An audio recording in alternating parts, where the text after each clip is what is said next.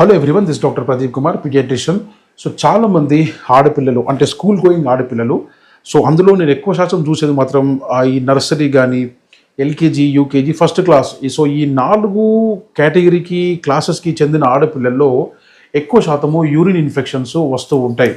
ఎందుకు వస్తూ ఉంటాయి? కారణం ఏంటంటే వాళ్ళు అప్పటి వరకు ఇంట్లో ఉండి మమ్మీకి తెలియకుండా వాళ్ళకి నచ్చినప్పుడు టాయిలెట్కి వెళ్తారన్నమాట. యూరిన్ వస్తున్నప్పుడు ఎప్పుడంటప్పుడు యూరిన్కి వెళ్తారు. ఎప్పుడైతే స్కూల్లో జాయిన్ చేస్తారో ఈ 4 తరగతిలో అంటే ఈ 4 క్లాసెస్ వాళ్ళు టీచర్కి భయపడుతూ ఉంటారు, వాళ్ళు యూరిన్ ఆపుకుంటూ ఉంటారు. సో యూరిన్ ఆపుకోవడం వల్ల వాళ్ళకి ఎక్కువ శాతము యూరిన్ డిటెన్షన్ అయ్యి సిస్టైటిస్ అయ్యి యూరిన్ ఇన్ఫెక్షన్ వచ్చే ఛాన్సెస్ ఎక్కువ ఉంటాయి. కాబట్టి మీ స్కూల్ యాజమాన్యాలతోని పిల్లలు ఎప్పుడైనా టాయిలెట్ అడిగినప్పుడు త్వరగా పంపడానికి మాట్లాడండి. ఓకే, ఈ స్కూల్ పిల్లల్లోనే ఎక్కువ శాతం యూరిన్ ఇన్ఫెక్షన్స్ వస్తాయి. ఓకే, మరిన్ని సైంటిఫిక్ వీడియోస్ కోసం మన ఛానల్లో ఉన్న లాంగ్ వీడియోస్ని చూడండి. Thank you.